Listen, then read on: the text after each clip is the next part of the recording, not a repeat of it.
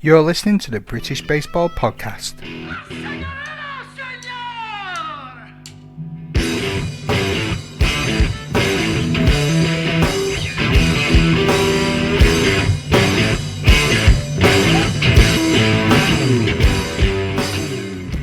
So as many of you know, on this journey of off-season fun and games, I've been looking at different sports, but then I've been looking at why haven't I improved in my sort of overall condition.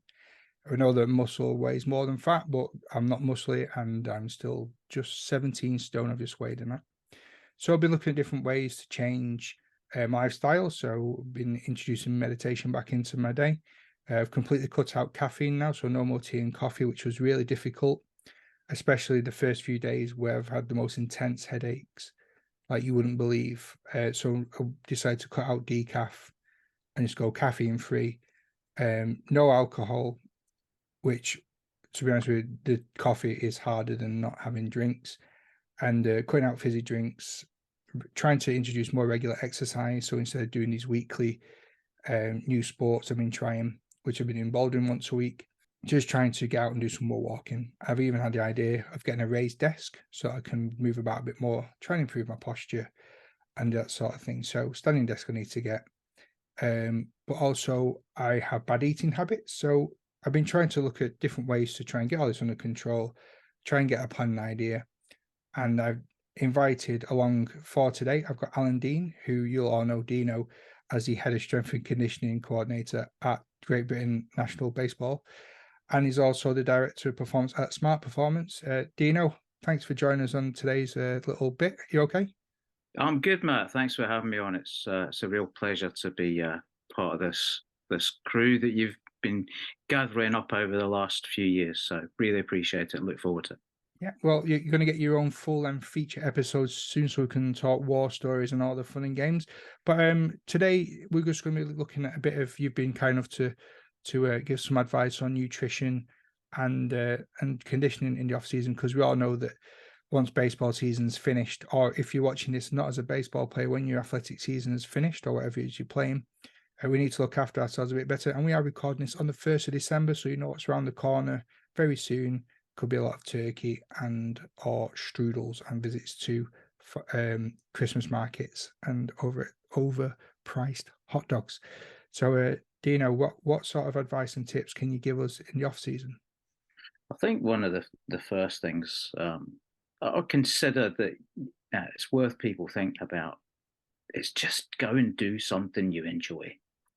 It doesn't really matter what it is, as long as you're consistent, and that'd be the word, the kind of key theme word of today would be consistency. Whether it's how you move, what you do, your eating patterns, just be consistent, enabling you to find the way that allows you to move forward during the off season, because the off season can be really difficult for some people. Particularly those people that are really heavily invested. They're counting the days down to pitchers and catchers camp. They're counting the days down to the first week in April. I get it. It's an important thing for a lot of people, whether it's baseball, whether it's other sports. It's an integral part of their lives, and when the season suddenly comes to an abrupt end, and we all know it's going to come to an end, it's finding something that allows you to kind of get through this. And I find it, particularly this time of year, the dark nights after the clocks change in October. It's a difficult period for me. I have to keep myself busy. I have to. If I'm dwelling, and I'm sitting around with not a lot to do, that's not a good place for me to be in. So, yeah, I get it. Yeah, it's funny you should mention that about. I find if we've got idle hands, I tend to head to the fridge. It's probably my biggest sin. It's weird because like I went on a 75k bike ride about a year ago, and I had a banana and 2 Mars bar minis and a bottle of water, and that's all I had. And when I got home, I wasn't hungry, but I can do a full day's work here. And it's like email, and I'm looking for a biscuit. Do something else, I'm looking for a snack, and I'm constantly grazing all the time. Yeah. You hear that a lot with people that run marathons, get to the end, you'd expect them to kind of rip a chicken in half and devour it King Henry VIII style. But most of us, they can't face anything to eat. They struggle to get something to drink, let alone eat anything. So there's something physiological about hard exercise that for a period of time you're not that hungry. It's weird. Yeah. It's a weird one. So mentioning consistency there, then, how Yeah. important is it then to set up a routine for either when you're about to finish off season, or say now you're like, tomorrow, I'm not waiting until New Year's to start this new fitness regime. What's the best way to sort of set a plan? I think you've got to look at it from an individual's perspective, rather than just a cookie cutter approach. You're going to have people that are more comfortable with, right, this is the plan, this is what I've got to do, I've got to go and do it, put it into the diary, completely submit to it. But some people don't cope well with that. If they miss a session, or they don't feel like it, or work circumstances, family circumstances get in the way, and they drop a session or two, then they're off the edge of a cliff, and they're not consistent at all for a couple of weeks. So I think you've got to understand yourself and know what makes you tick and what's going to work for you. And for me, it's I don't want to let other people down. So having a buddy to work with would be the key. If I leave it to myself, I can often find a reason not to do something, and that reason can be, it's the nature of my work, or because I'm working with somebody else and I can't find the time, or I haven't got the opportunity to do it because some people where I'm type 1 diabetic, so I have to make sure that my glucose levels are at the right point to enable me to exercise safely. Not too low, but equally not too high. And there can be points where I'll just go, I can't do it. It's too high. I'm not in a position where I'm going to be safely be able to exercise. But I might not have an opportunity later in the day to do that. So I find I have to buddy up with people and make a commitment. And for me, that's what works for me. And for other people, it might be just commit to something small that's manageable. We were talking before we started recording about going for a walk. Fitting a daily walk in, it's 30, 40 minutes. It's you time. It's walking to or from school. Popping a podcast, putting your podcast on. I often listen to podcasts, and including British baseball podcasts when I'm walking somewhere, because it's my time, and men don't multitask very well, and it's probably the best version of multitasking I get is walking and listening. So it's finding the way that's right for you. I don't think there's a blanket way of doing it that fits everybody, but the key thing is, like I said, whatever way you've found to do something, make it consistent. Yeah. I think for me, it's more of a motivation. I want to do it at about 12 o'clock in the afternoon, or come 5 o'clock when I've been up since 5, 6 o'clock in the morning. Yeah. And I've been bombarded with information, and I'm just feeling worn out, and I've got to make tea. The last thing that I want to do before I go to bed at 10 is put an hour's worth of exercise in there, or even half an hour. I find that's probably my biggest challenge. Yeah, no, it's not everybody. No, we're not built the same. Some people love it. They love exercising first thing in the morning. It gets them up, getting ready for the day. Others, maybe that's just they're not morning people, and it has to be later in the day. And sometimes for some people, it's get the end of the working day, let your stresses loose by doing whether it's going to the gym, whether it's doing a martial art, whether it's going for a run, going for a walk, going for a swim, whatever it is that floats your boat and gets you moving, then find the thing that's right for you. Yeah. Let's talk then a bit about nutrition. As we were talking off air, one of the things I struggle with is I'm a gannet. I don't know when to stop. And also portion control has always been a big issue. And put that in there with lack of being able to do things. I think a lot of people that suffer this through lockdowns as well So when it comes down to taking care of ourselves, what can we do when it comes down to the foods and stuff that we're putting into our body? Because another thing I don't do as well is, I know I'm waving a pint pot around, is well, it's supposed to be water, but it's empty. So it's that's a an bit of empty a pint blooper. pot. Yeah, water. I don't drink enough, and I don't know Yeah. it's because I have to be glued at my desk because of my job. But I find them even worse on my days off and weekends. Mm. Water intake. So what can we do to sort of make sure that we're taking care of ourselves that way? Right. I mean, I'm about to use a word that I don't tend to use too often, but I can't think of an alternative, which is being a bit more mindful of what you're doing. Mm. We had a change around at home.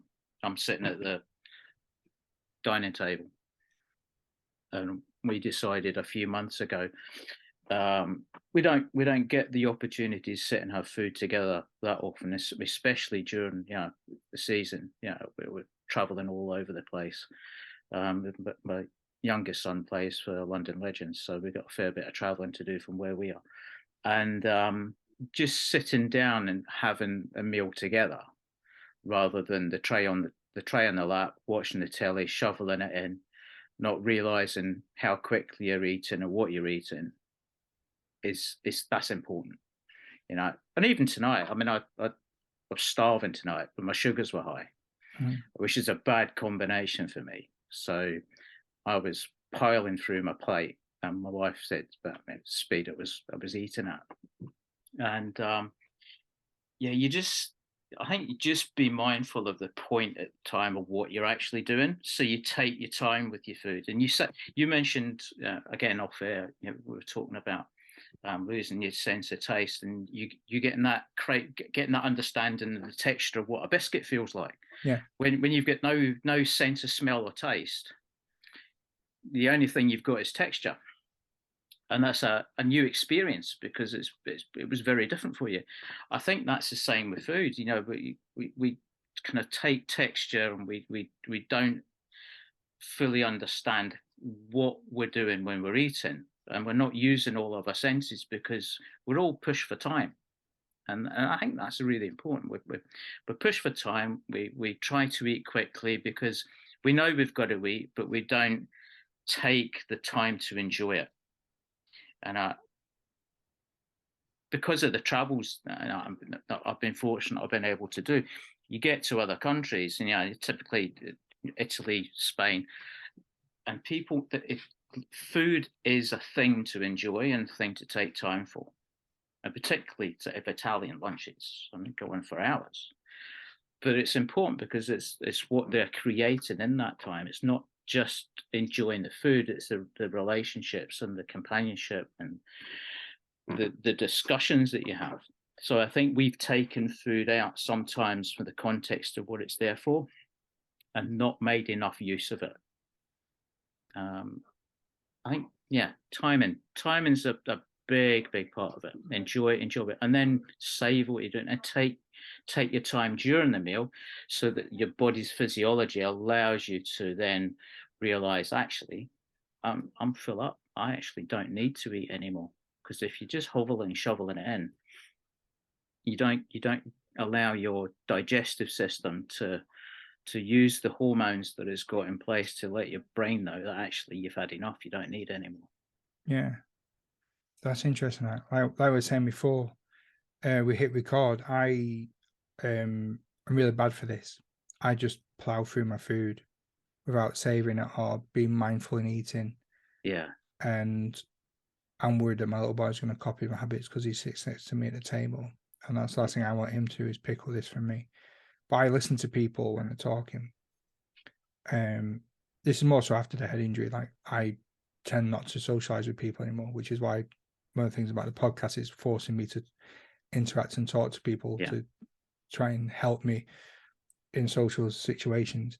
But I just sit there, and while people are like talking, like it takes them 10 minutes to eat one piece of food because we're having a conversation, I've already finished my plate and I'm helping other people finish theirs. Yeah. Mid conversation, I just don't know when to stop. Well, one way to kind of almost kind of trick yourself into not doing it. Is as soon as you put a mouthful of food in your mouth with your fork, put the fork and the knife down, and just take your time. Or have a glass of water with you, or before your meal, and just sip away at the glass of water. Hmm. Just find ways, and it allows you to just allow your body's processes to let your brain know that you're full up, or Yeah. you're getting to that point. That's sound advice that'll be put into practice tomorrow morning. What about then? Like time of eating, is that important when we? No, No? over the last 10, 20 years, there's a lot. This is for the bros out there. Yeah, 6 meals a day, every 3 to 4 hours. Food timing's not as relevant as people think. I don't particularly like going to bed with a full stomach because I don't sleep particularly well. But I don't think the timing aspect is as important as people make out. It really isn't. I think it's important to get the nutrients in during the day the best way that you can, and just treat. I mean, I treat food like it's fuel. It's fuel to be enjoyed, though. Yeah, it's serving a purpose, but it's there to be enjoyed. I love my grub. Now, being diagnosed type 1 diabetic was one of the worst things for me because I'm not a big drinker. Don't drink a huge amount, but taking some foods and making them more difficult. Not that it's not that I can't have stuff. It's just it makes it more difficult for me to manage what happens afterwards. Particularly kind of the carbs. I love bread. I absolutely adore bread. But it can send me up really. I think with an illness like this is it doesn't appear that there's anything going on.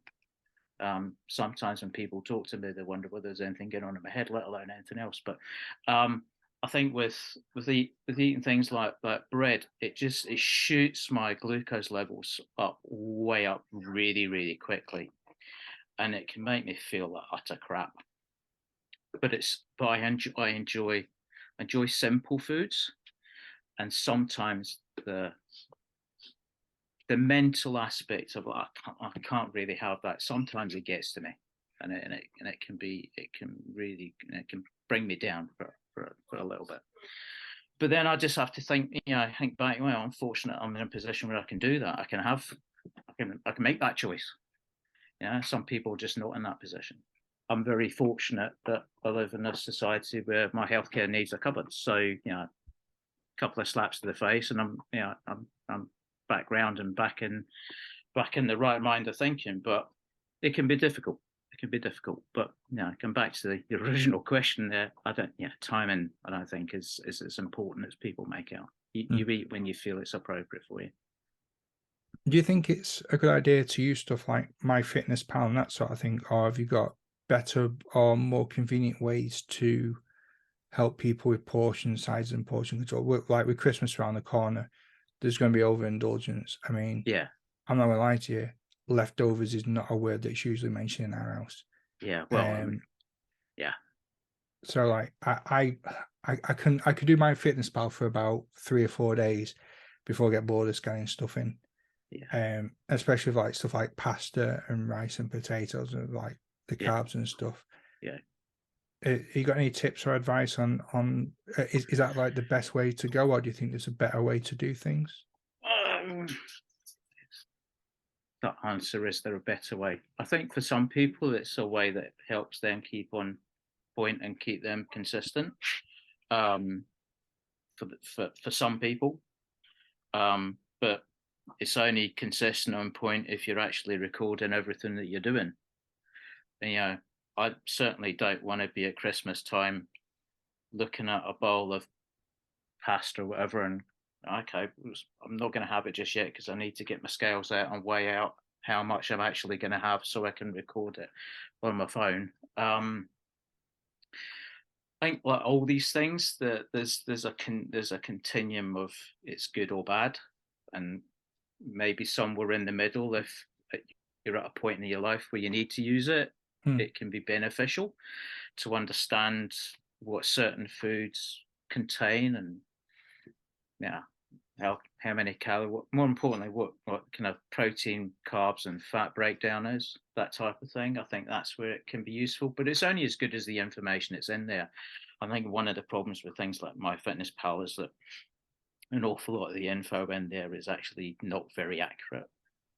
So you're using the app's information and it's not necessarily the right thing. And my worry would be if somebody becomes obsessive about it. That would be my biggest concern. Like, do you Yeah. really need an app to tell you that you're eating too much? Yeah. Yeah. Yeah. I think you're right. I think one of the ways, and I think when we did the academy stuff that we did with Smart Performance a couple of years ago, one of the things that we utilised was the using your hands as a portion guide. So Oh, using your palm, the palm of your hand. So that center part of your palm is the protein portion, yeah. and then a fist of carbs, and then a thumb of fat. That comes from an education company called Precision Nutrition. Yeah. I did their nutrition course on about 6 or 7 years ago, and to help people get an understanding of portion sizes on their plates, so use your hand sizes. That's really interesting. I'm gonna get that a try tomorrow as well, because there's one thing for me, like my pasta intake, for example, is about 100 grams. So I'm wondering if a handful of pasta for me Yeah, is going to be more or less than 100 grams. And I'd be yeah, interested to see what the difference is, if there yeah, is, because then, like, say, like 75 grams of pasta versus 100 grams of pasta might be 8 pieces of pasta, yeah, and that could make all the difference. yeah. Huh, But a kind of classic baked potato size part, that's what you're thinking about. brilliant. Right, that's good. And it just allows you to portion on your plate on the day, Yeah. for a particular meal. Mm. And then generally you're looking at three meals a day of those sort of proportions, and maybe a snack. I mean, I think the best way of finding out whether it's working or not is your clothes. So I'm not the biggest fan of jump, because the scales vary so much. So if you've got the mental fortitude that you can jump on the scales every day and know it's going to fluctuate and manage the fluctuations, because some days it may be you're eating more carbs, and carbs, for every gram of carb you ingest, you'll take on 3 to 4 grams of water. So when people cut out carbs and they're on a diet phase and they lose 6 to 10 pounds in a week or so, they're not actually, all they're losing is the water that was stored in the glycogen in the muscles or in the liver. Oh, So I think, you have to be careful with things. So for me, scales are fine if you can manage it, and you've got the mental fortitude that you can do that. But otherwise, I think it's clothes. And that's one of the problems of doing working in my industry, because I wear elasticated shorts and elasticated trousers. So unless I can't see my feet, I'm not too sure that there's things going on. But yeah, it's your clothes, in all seriousness. I think it's the best way. And just generally moving around, how you feel moving around. yeah, We've got a good sense of how we are. that's good. That's interesting. I'm actually excited for tomorrow already about just trying some of these new things and just having a bit more discipline. Just try a couple of them though, Mm, Matt. Don't try too many. So I would try the portion size. yeah, Try the hand variations for the portion sizes, and maybe the putting the fork down, yeah, and definitely. just focus on those two for 2 or 3 weeks, and don't try and add anything else, Yeah, because you'll just overload yourself with things to do, and you'll slip on one or two of them, and before then the negativity will start to creep in. And if yeah, you can just manage in one or two, then you're on to a winner. Then you can start layering up another habit. yeah. Cool. Do you know, I might do one of those grim before and after photos. I'll put it to a vote. Not that anyone needs to see this shaved ape looking like the world's worst underpants model. And your budgie smugglers. Yeah, You got to wear the budgie smugglers. That seems to be the criteria. the smaller the better, I've been told. Yeah, not the mankini though. No, that didn't survive the first wash. It is a family show. I can't really do that. But yeah, I might do something like a before and after comparison and see what the first week goes down like. You know, track what I'm eating. Like, well, this is what I have from a table a month, not the quantities, and then. But I'll add a caveat into that. Mm-hmm. Even if you don't see any change, you're being more consistent at something. And that's the way we talked about because the consistency might have to be required for 2 months before you see a change. Yeah, it might be 4 months. Cool. And that's the problem. Things take time. Yeah, that's it. I can be a bit impatient. And we're in that instant gratification culture, you know. Yeah, I was reading up on that the other day. Another one of the habits I try to introduce that's actually worked wonders is I don't look at my phone for the first hour of waking up.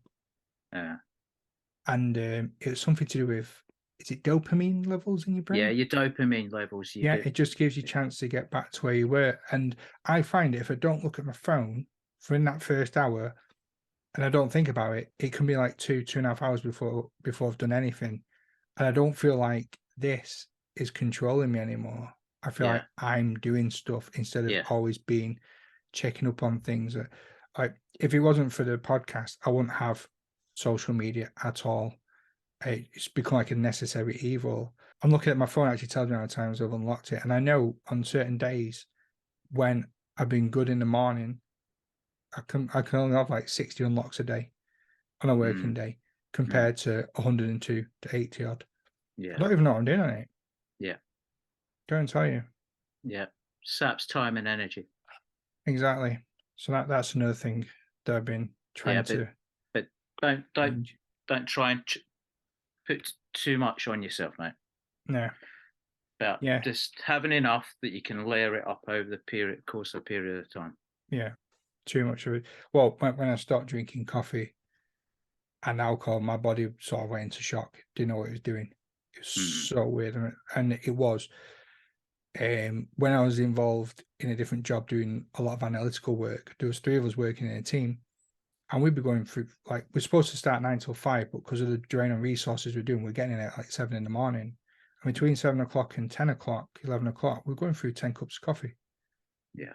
And we didn't even use spoons at one point. It got to a point where we just free pouring granules. Then we got a percolator involved and filter coffee. Again, no spoons.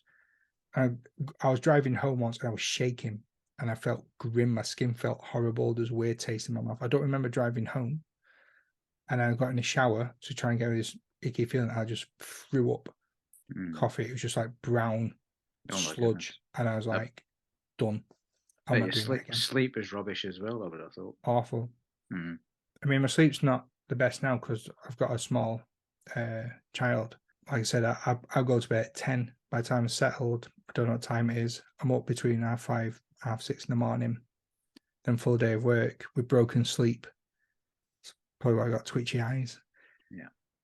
But yeah, it's not the best. So something had to go. And I don't miss it. I do miss it a little bit, but like I've substituted with hot chocolate, which is probably the worst thing I could do. I can't drink like green tea. Green tea is just, it tastes like I'm drinking a leftover or something. No, I don't do green tea. No. No.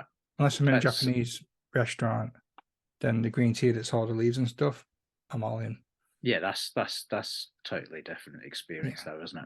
And yeah, that's back to what the original. That's part of an experience. Sitting down and having a meal, and you're having green tea as part of that meal. It's appropriate in that environment.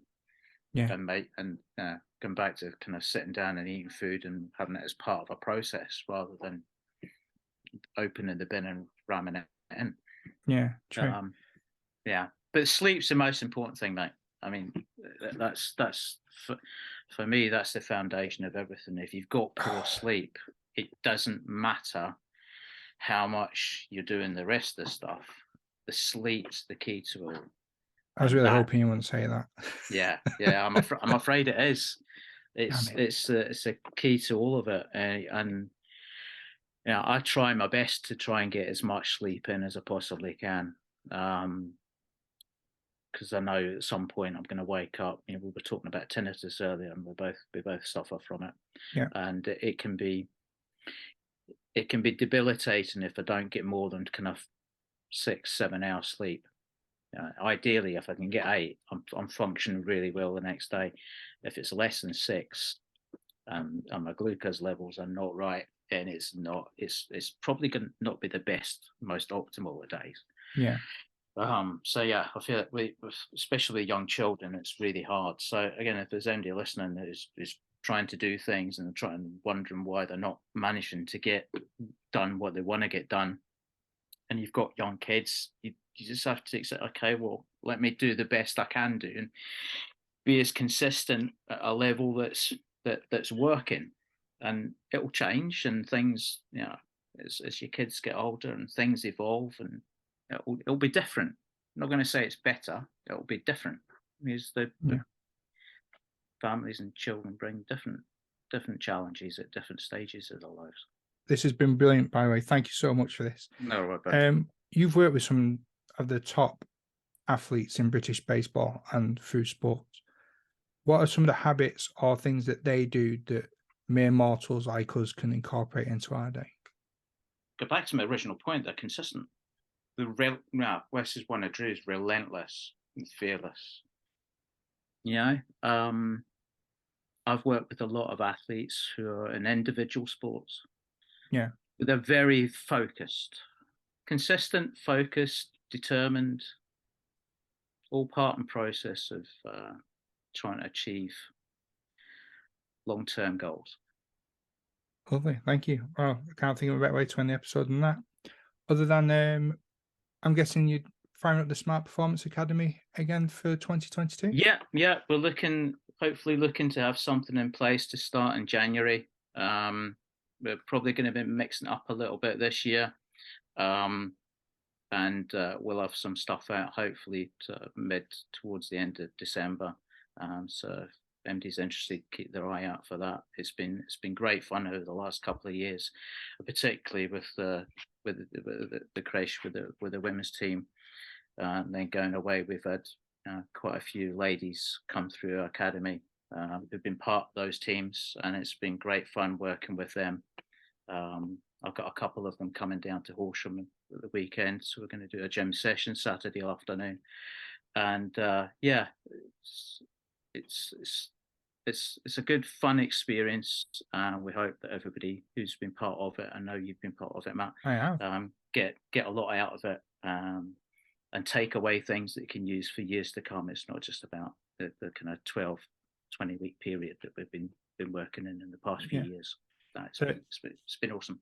The season I did it, I got told by many people in the team, some of my teammates were commenting on how different I was that season with my throw-in, my accuracy, my power, everything.